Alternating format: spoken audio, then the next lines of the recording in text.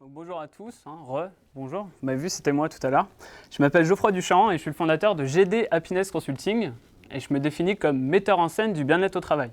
Alors vous devez certainement vous demander qu'est-ce qu'un metteur en scène du bien-être au travail. Eh bien je vous répondrai après, autour d'un verre, parce que j'ai pas le temps. On a beaucoup de choses à dire sur la QVT. Donc je vais commencer tout de suite avec le premier outil de la qualité de vie au travail. Donc c'est celui-là. Voilà. Oui, c'est une pelle, bien vu. C'est une pelle et il vous faudra une pelle pour creuser votre propre trou si vous vous lancez dans une démarche QVT sans vraiment y croire. Ouais, je sais, dit comme ça fait mal. Mais concevoir la QVT comme un truc à la mode qui va vous permettre de faire parler de vous ou pire encore, d'imaginer retenir vos collaborateurs, c'est une énorme erreur.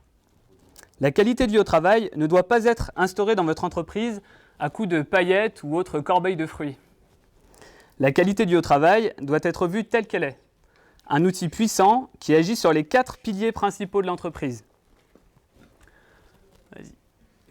On va d'abord cadrer et échanger. Celica, tout au long de son intervention, a mis en lumière l'une des premières choses à faire avant de se lancer dans ce beau chantier. On va interroger les salariés. Quelle méthode utiliser pour recueillir les informations ? Plutôt des échanges individuels ou plutôt des échanges collectifs, lors d'ateliers par exemple. On va constituer une communauté de pilotage. Donc peut-être choisir un service, un groupe de personnes, des ambassadeurs par exemple, pour fixer ce projet. Fixer des plannings afin de rendre la démarche plus concrète. C'est très important. Nous allons ensuite sonder les fondations grâce à des indicateurs. Ces indicateurs, ils sont déjà présents dans votre entreprise. Il suffit juste de mener une petite enquête. Les indicateurs sécurité, avec le taux d'accident, le taux d'arrêt de travail, les taux d'incidents et d'agression.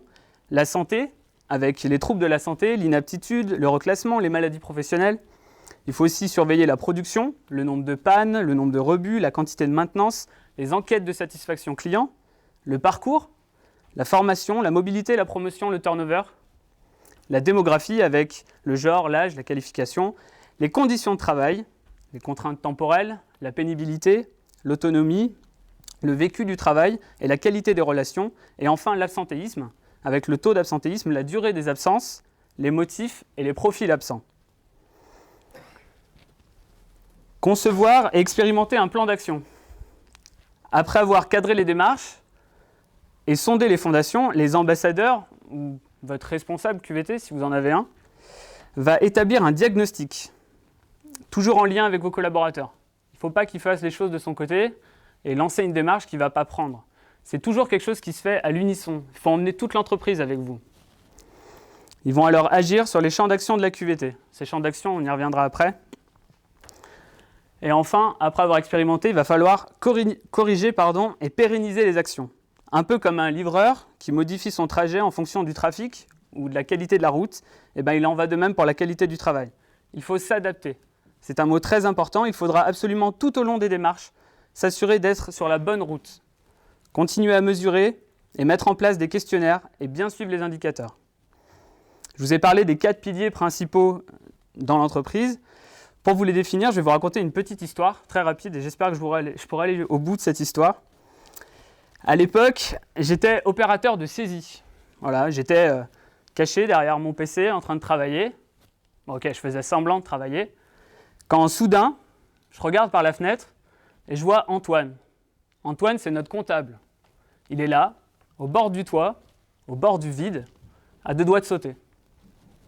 C'est dur, Alors moi, franchement, je réalise qu'il n'a pas pointé mes notes de frais, donc je devais agir. Par chance, mon employeur, il avait instauré une démarche QVT en entreprise. Donc, je suis allé au bout du truc. J'ai écouté que mon courage, j'ai attrapé la corbeille de fruits et je suis allé à sa rencontre. Je suis monté sur le toit, je me suis approché de lui, il me dit que je suis la première personne à lui adresser la parole aujourd'hui. Alors, direct, je rebondis et je lui dis « Tu veux un petit kiwi ?» Ouais, c'est pour ça qu'on m'appelle petit kiwi. Et il me dit que personne lui a dit bonjour, que personne ne pense à son anniversaire. Et quand il parle de son anniversaire, il parle aussi de son anniversaire d'arrivée dans l'entreprise, qu'il n'arrive pas à s'intégrer, que personne l'écoute. Alors, je lui dis « Antoine, mais ça, c'est des trucs simples. si on mettait ça en place, tu te sentirais mieux? Il sourit et il me dit que ça ne suffira pas, que la convivialité ne faisait pas tout. Mon slide est beaucoup plus simple. Hein. Je vois qu'il a besoin de parler. Et moi, j'ai pas très envie de bosser, pour être franc. Alors, je lui demande d'autres choses. C'est quoi qui t'agace dans cette entreprise? Et il me dit que personne ne le connaît vraiment. Pardon. Il me dit que personne ne le connaît vraiment. Il me regarde d'un air menaçant. Et il me dit, tu me connais, toi? Alors, je lui dis, bah oui, t'es Antoine le comptable, quoi. Tu divises, tu multiplies, tu fais des trucs, quoi. T'es comptable. Là, je me suis rendu compte que j'aurais peut-être pas dû dire ça. Il me dit que personne ne le connaît ses passions, ses hobbies. Il aurait adoré partager des ateliers de dessin avec ses collègues. Il aurait adoré être en première page du magazine d'entreprise avec l'un de ses dessins, pourquoi pas. En fait, il voulait simplement être intégré dans cette entreprise, montrer qu'il aimait sa boîte. Antoine voulait simplement parler de ses passions, de son métier.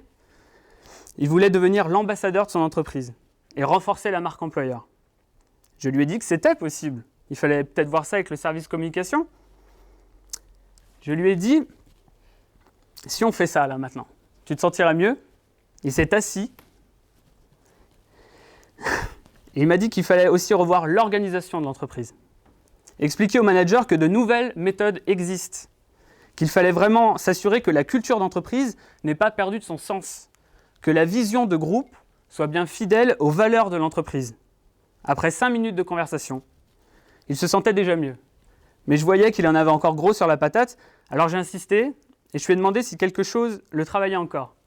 Et il m'a répondu, le RH. Bon, j'avoue, j'étais pas serein. Parler du service RH, c'est toujours délicat. Au bord d'un toit, encore plus.